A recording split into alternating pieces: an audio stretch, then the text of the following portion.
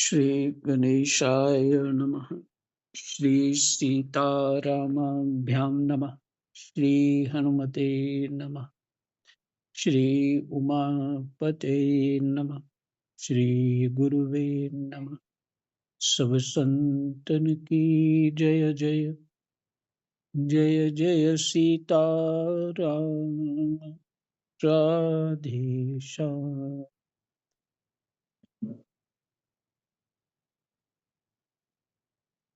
दशम स्कंद 45वां अध्याय। श्री कृष्ण बलराम का यज्ञोपवीत और गुरुकुल प्रवेश।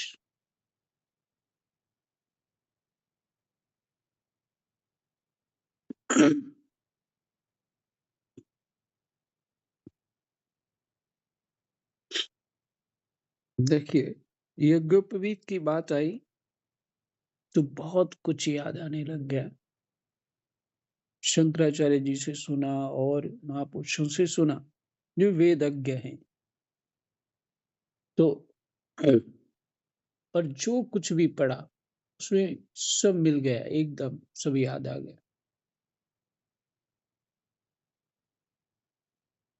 यदि आप राम कृष्ण के चित्र भी देखें तो उनको यज्ञोपवीत पहने होते हैं। उन्होंने ऋषियों के देखें तो यज्ञोपवीत पहने होते, भगवान का देखें तो यज्ञोपवीत पहने होते,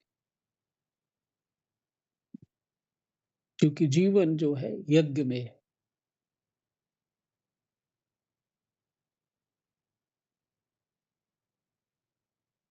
तो दूसरा ये विचार है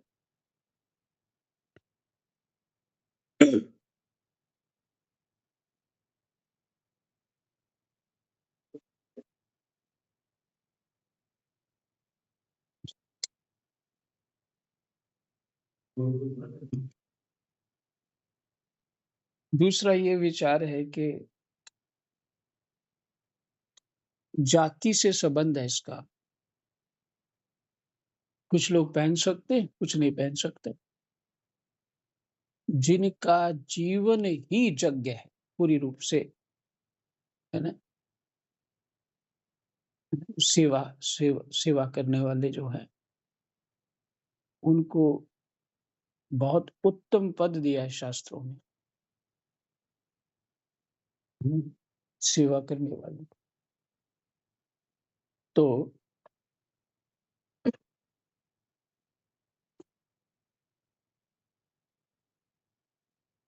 पीछे हमने पढ़ चुके हैं भागवत जी में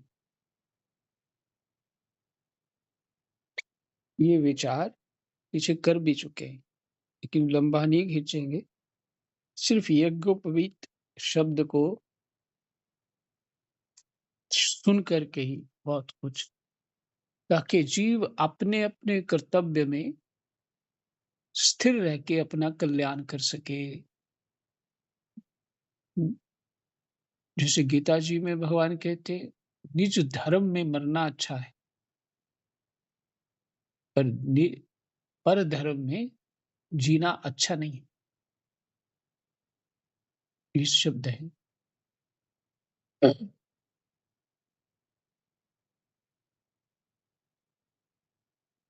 कहना तो नहीं चाहिए, पर फिर भी कह रहा हूं ताकि सबको समझ में आए ये बात।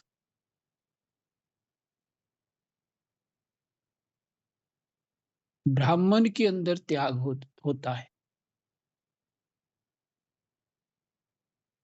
और ब्राह्मण को अपना कर्म नहीं छोड़ना चाहिए।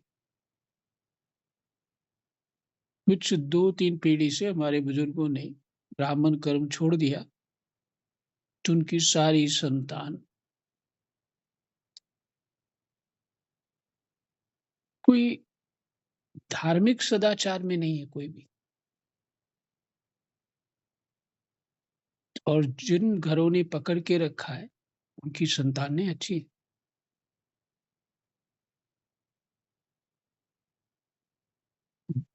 और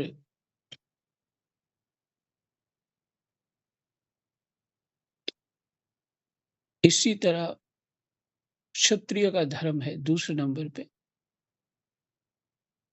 सुरक्षा,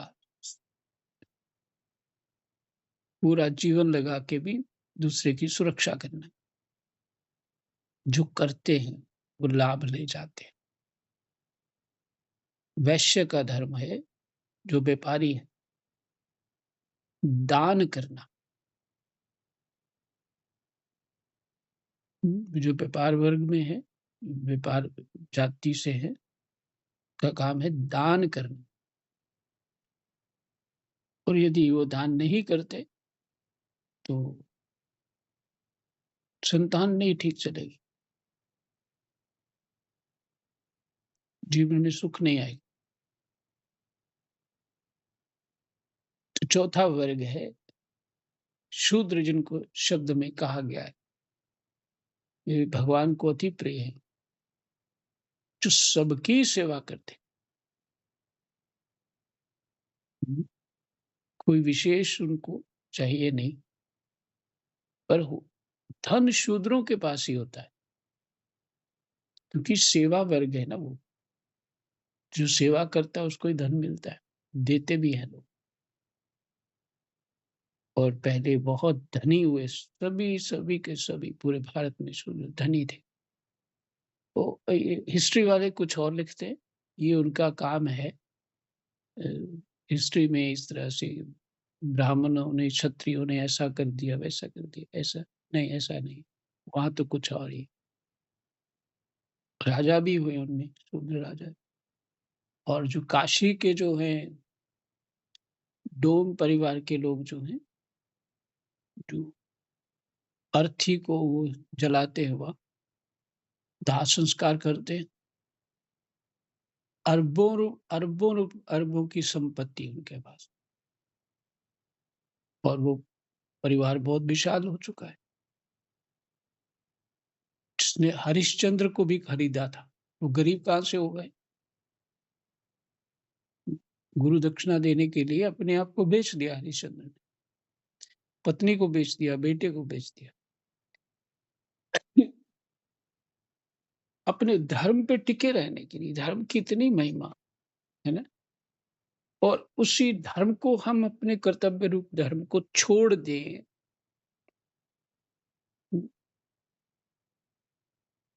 बच्चों को डीसी, इंजीनियर, डॉक्टर बनाने लग जाएं,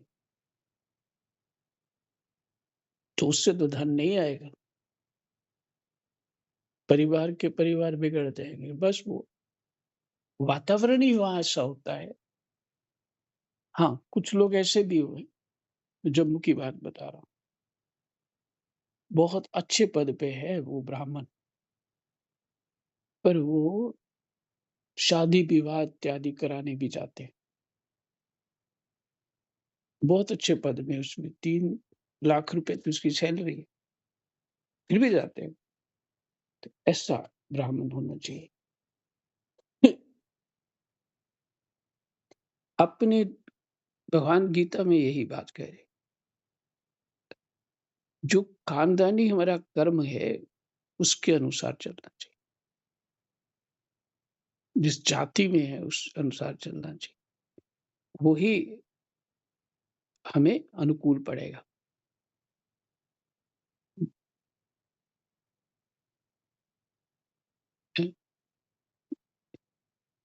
इस पे लंबी चर्चा हो जाएगी, ज्यादा मैं इसको समझाने के चक्कर में कहीं पाठ ही न रह जाए।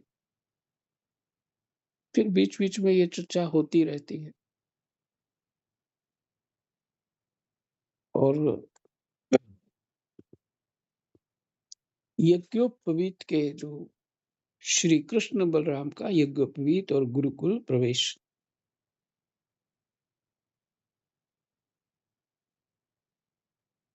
यज्ञोपवीत की महिमा खैर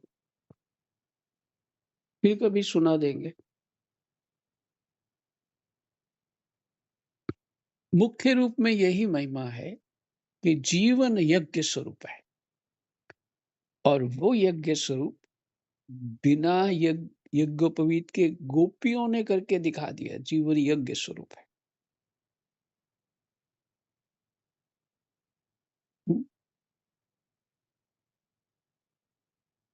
अपने सुख की तो उनको परवाह ही नहीं है, पता ही नहीं अपने सुख का, कृष्ण में ही चित्त लगा हुआ है। घर के काम-काज करती जा रही हैं। हुँ,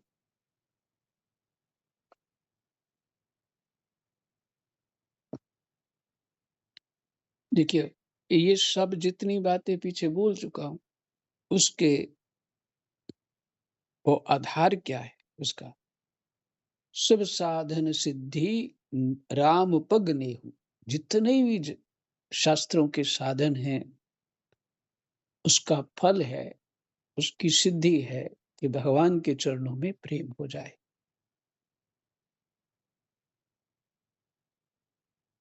कोई भी साधन करे।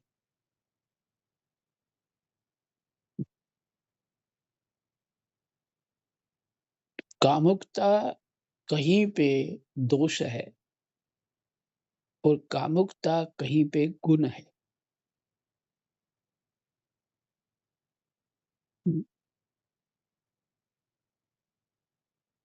विष कहीं पे दोष हो जाता है और वही विष किसी के वैद्य के पास पहुंच जाए विष तो उसको अमृत बना देता। माने वो उसकी औषधि बना के दूसरे के प्राण बचा देता।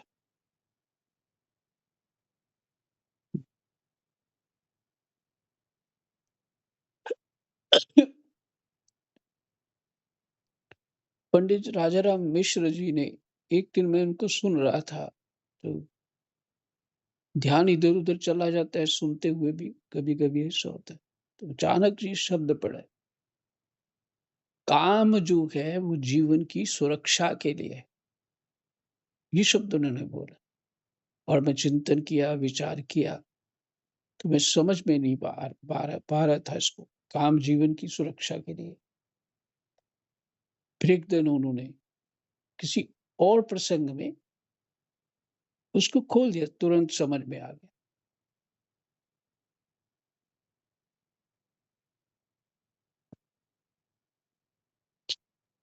शास्त्रों का अध्ययन अनिवार्य है जीवन के लिए। अपने स्वतः ही भागवत गीता जी, रामायण, उपनिषद अवश्य पढ़नी चाहिए। इसके जीव पारंगत हो जाए। इनमें क्या-क्या है, आँख बंद करते ही सब समझ में आने लग जाए। इतनी स्मृति होनी चाहिए। ऐसा हमारा अंतःकरण इन सब चीज़ों से संपन्न होना चाहिए। एक अलग तरह का सुख होता है, बेप्रवाह जीव हो जाता है।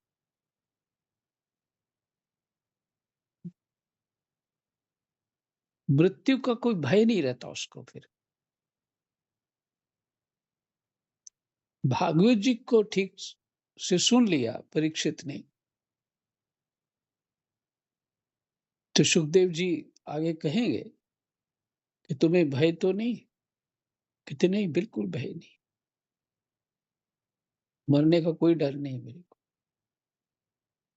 भले ही तक्षक कभी आ जाए और मुझे डस ले, मुझे कोई दिक्कत नहीं। वही हुआ, तक्षक आया और परीक्षित जी बैठे रहे अपने ध्यान में। शरीर को उसने ऐसे जला दिया जैसे पेट्रोल के ऊपर माचिस लगाते। इतना तीव्र विष था उसका। तो शरीर जला, सूक्ष्म शरीर तो वही का वही रहा ना। उसको कुछ नहीं हुआ क्योंकि शरीर को उन्होंने अपना माना ही नहीं और सूक्ष्म शरीर कहीं जाएगा नहीं। तो भय किस बात का हो जाएगा? अपनी धन संपत्ति परिवार में मनोवृत्ति रही ही नहीं क्योंकि ज्ञान को सुन लिया और उसमें स्थापित हो गए, तब दुःख भी किसी बात का नहीं। सभी अपने-अपने कर्मों का फल पा रहे हैं, मरना तो सभी को।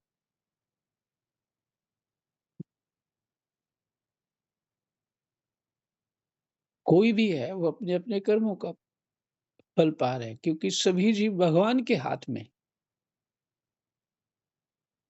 है ना?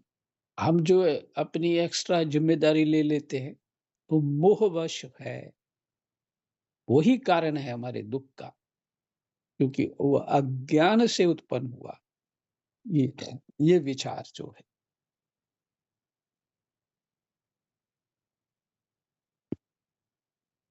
मेरा परिवार सुखी रहे। महाराज जनक भी सोचते होंगे मेरी पुत्री सुखी रहे, महाराज दशरथ भी सोचते रहे मेरा पुत्र सुखी रहे, और उनसे बड़ा धर्मज्ञ और ज्ञानी दोनों ऐसे ही थे, कोई नहीं था उस समय धर्मज्ञ जिसने अपनी वचन पे प्राण दे दिए, वो धर्म का कैसे पालन करते होंगे। हम्म, तो इससे विचार ये है कि समझना चाहिए, जब जीव अपने कर्तव्य कर्म ठीक ठीक से करे तो उसको निर्भयता हो जाती है।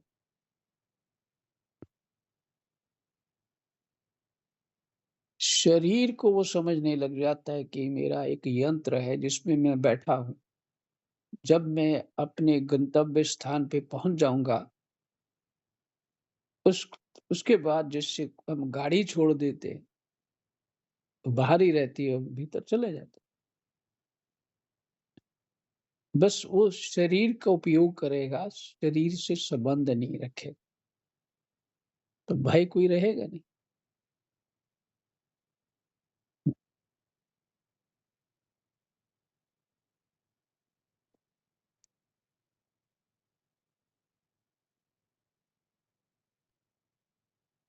तो श्री कृष्ण बलराम का यज्ञोपवीत और गुरुकुल प्रवेश।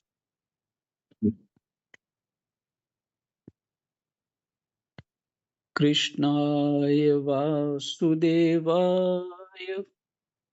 हरे परमात्मने प्रणतः क्लेशनाशाय गोविंदाय नमो नमः।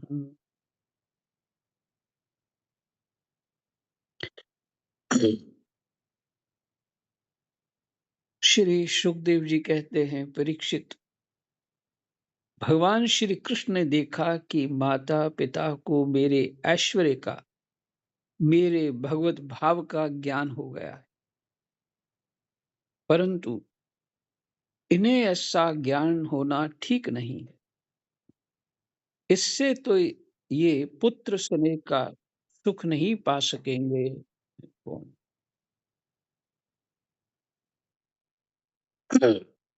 सीताराम।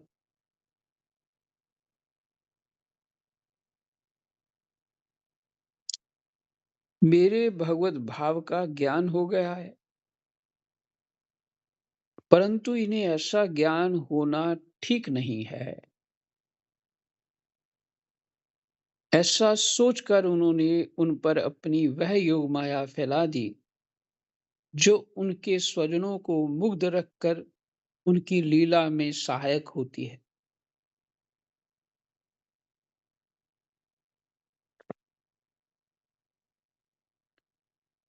यदुवंश शिरोमणि भगवान श्री कृष्ण बड़े भाई बलराम जी के साथ अपने माँ बाप के पास जाकर आदर पूर्वक और विनय से झुककर, मेरी अम्मा, मेरे पिताजी, इन शब्दों से उन्हें प्रसन्न करते हुए कहने लगे, पिताजी, माताजी, हम आपके पुत्र हैं और आप हमारे लिए सर्वदा उत्कंठित रहे हैं।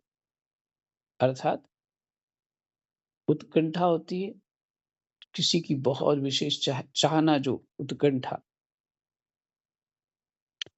फिर भी आप हमारे बाल्य पौगंड और किशोर अवस्था का सुख हमसे नहीं पा सके। दुर्दैववश हम लोगों को आपके पास रहने का सौभाग्य ही नहीं मिला।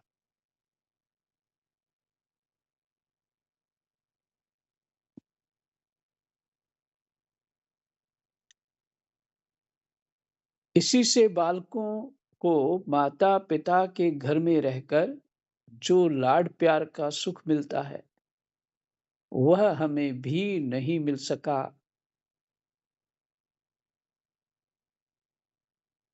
शब्द लिखा है दुर्दैववश। ये क्या है दुर्दैववश? दैव दैव आलसी पुकारा। अ, शब्द है रामायण में। मैंने प्रारब्ध, दैव, अदृष्ट, बहुत सारे पर्यायवाची हैं इसके।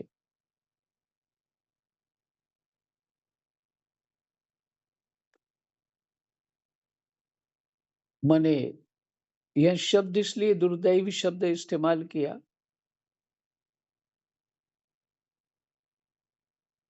दैव को दोष दिया है। हुँ? दैव मैंने प्रारब्ध को दोष दिया। इसलिए कहा दुर्दैववश, मैंने जो प्रारब्ध अच्छा नहीं था।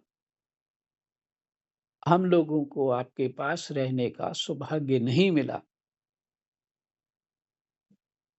भगवान कह रहे हैं, इसी से बालकों को माता-पिता के घर में रहकर जो लाड प्यार का सुख मिलता है, वह हमें भी नहीं मिल सका।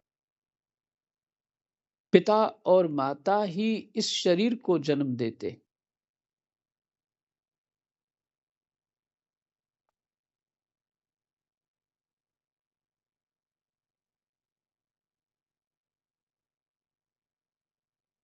और इसका लालन-पालन करते हैं, तब कहीं जाकर ये शरीर धर्म, अर्थ, काम अथवा मोक्ष की प्राप्ति का साधन बनता है। यदि कोई मनुष्य 100 वर्ष तक नहीं, जीत कर नहीं, 100 वर्ष जी कर 100 वर्ष जीकर माता और पिता की सेवा करता रहे, तब भी वह उनके उपकार से उऋण नहीं हो सकता।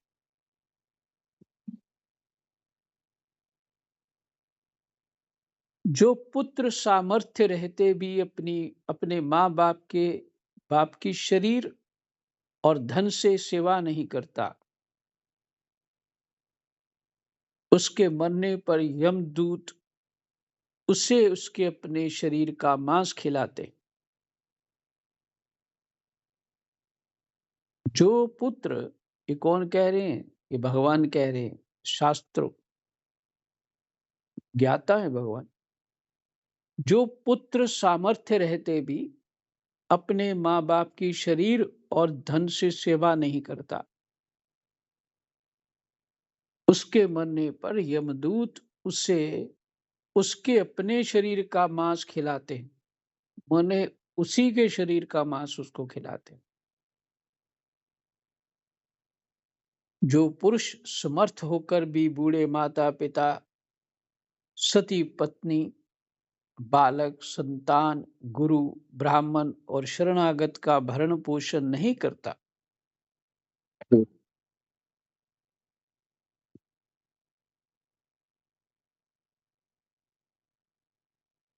फिर से सुनिए, नहीं करता, वह जीता हुआ भी मुर्दे के समान ही है। फिर से सुनिए, जो पुरुष समर्थ होकर भी बूढ़े माता पिता, सती पत्नी, बालक, संतान, गुरु, ब्राह्मण और शरणागत का जो शरण में है, उसका भरण पोषण नहीं करता, वह जीता हुआ भी मुर्दे के समान ही है।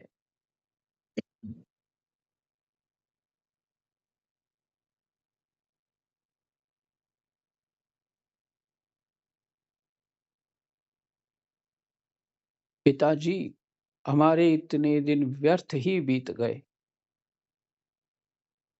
क्योंकि कंस के भय से सदा उद्विग्न चित्त रहने के कारण हम आपकी सेवा करने में असमर्थ रहे।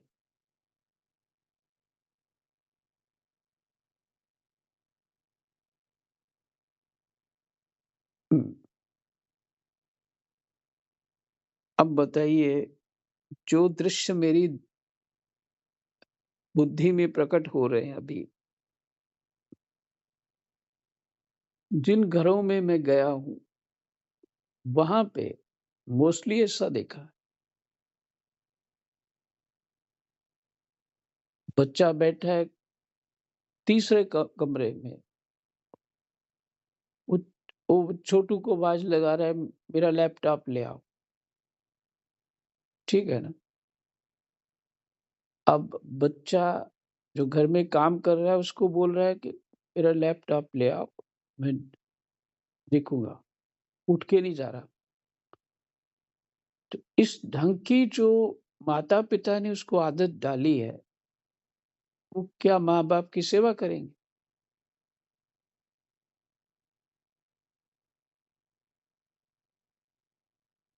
कि वो सेवा करेंगे जो बच्चों को तो राजा को भी सिखाना पड़ता है, कि गुरुकुल में जाओ और गुरुजी की सेवा करो। राम जी क्यों भेजा? कृष्ण को भी भेजा और सभी राजा लोग अपने बच्चों को जंगल में ही भेजा। जीवन की शिक्षा लेनी है, जीना कैसे? सुविधाओं को इस्तेमाल कैसे करना है, अपना स्टैंडर्ड कैसे दिखाना है, तो फिर तो यही होगा ना, बच्चे पूरा स्टैंडर्ड बना लेते हैं। अरे तुम मरते रहो, अब घर में कोई नौकर रख देंगे, तो पालन करते रहो, बस हो गया।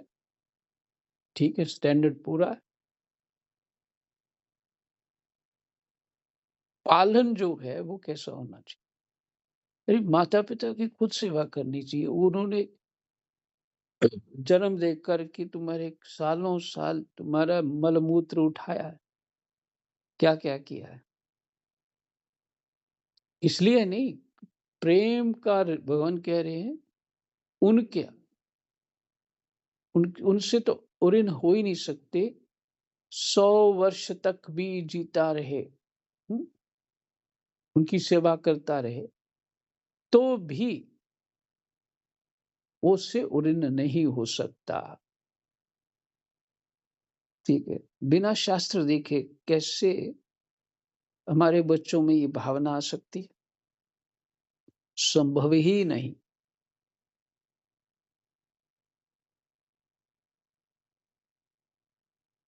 अनाथ आश्रम में, वो अनाथ आश्रम नहीं, वो वृद्धाश्रम में जाओ तो सब समझ में आता है। सभी पढ़े-लिखे अमीर लोगों के माँ-बाप वहीं बैठे हुए, और आज आजकल तो बड़ा अच्छे-अच्छे वृद्धाश्रम खुल गए हैं, वहाँ होते हैं। उनको ये थोड़ा चाहिए माँ-बाप को कि हमें सुविधा ही चाहिए। उनको तो अपने बच्चों का वो प्यार चाहिए, वो सामने तुम रहने चाहिए, लाड-प्यार चाहिए उनका, है ना? उससे वो प्रसन्न होंगे। खैर, समय बदल रहा है। फिर वही बात कहते हैं, दुर्दैव दैववश दुर्दैववश हम लोगों को आपके पास रहने का सौभाग्य ही नहीं मिला। तो दुर्दैव या बच्चों का हो सकता है या माता-पिता का हो सकता है। तो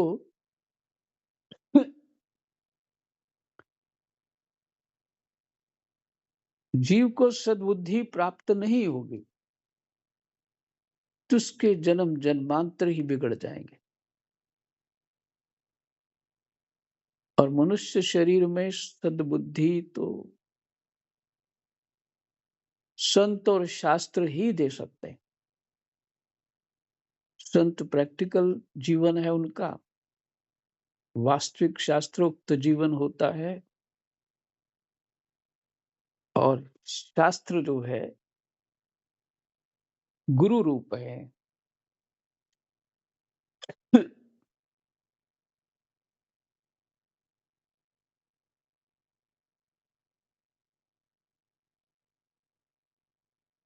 जो पुरुष समर्थ होकर भी बूढ़े माता-पिता, सती पत्नी, बालक, संतान, गुरु, ब्राह्मण और शरणागत का भरण पोषण नहीं करता, वह जीता हुआ भी मुर्दे के समान ही है। पिताजी हमारे इतने दिन व्यर्थ ही बीत गए, क्योंकि कंस के भय से सदा उद्विग्न चित्त रहने के कारण हम आपकी सेवा करने में असमर्थ रहे।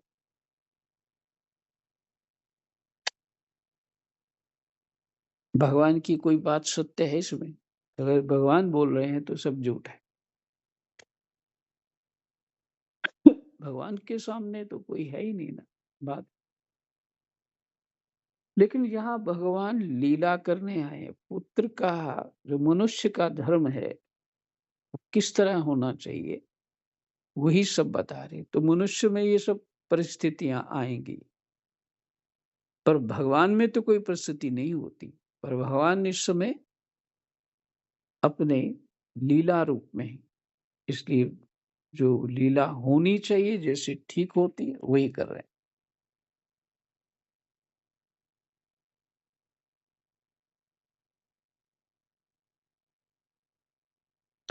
मेरी माँ और मेरे पिताजी, आप दोनों हमें क्षमा करें।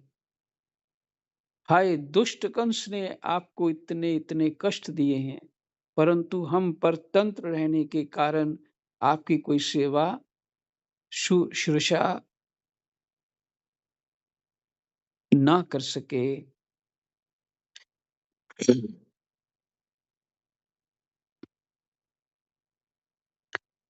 श्री सुखदेव जी कहते हैं, परीक्षित अपनी अच्छा ये भगवान ने मोहित कर दिया इन शब्दों से उनको, अपनी योग माया वो भूल गए ये भगवान है।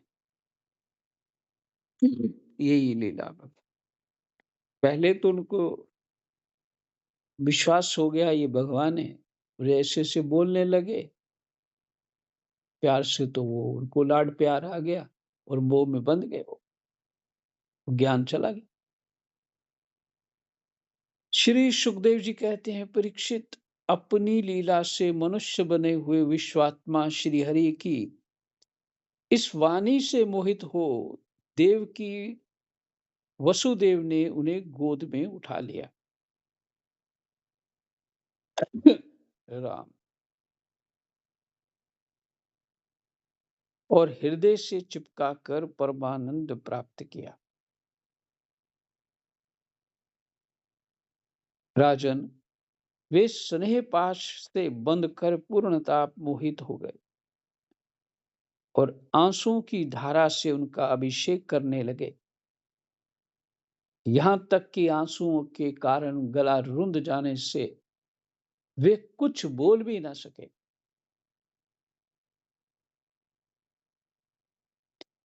देवकी अम,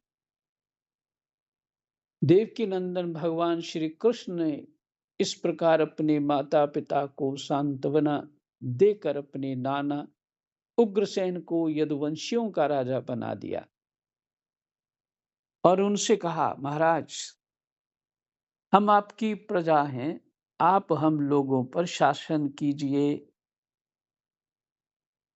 राजा ययाति का शाप होने के कारण यदुवंशी राज सिंहासन पर नहीं बैठ सकते, परंतु मेरी ऐसी ही इच्छा है, इसलिए आपको कोई दोष ना होगा। जब मैं सेवक बनकर आपकी सेवा करता रहूंगा, तब बड़े-बड़े देवता भी सिर झुकाकर आपको भेंट देंगे। दूसरे नरपतियों के बारे में तो कहना ही क्या है। परीक्षित, भगवान श्री कृष्ण ही सारे विश्व के विधाता हैं। उन्होंने जो कंस के भय से व्याकुल होकर इधर-उधर भाग गए थे, जो लोग कंस के भय से व्याकुल होकर इधर-उधर भाग गए थे, उन यदुवृष उन उन यदु वृष्णि अंधक मधु दाशारह और कुकुर आदि वंशों में उत्पन्न समस्त सजातीय संबंधियों को ढूंढ-ढूंढ कर बुलवाया। उन्हें घर से बाहर रहने में बड़ा क्लेश उठाना पड़ा था।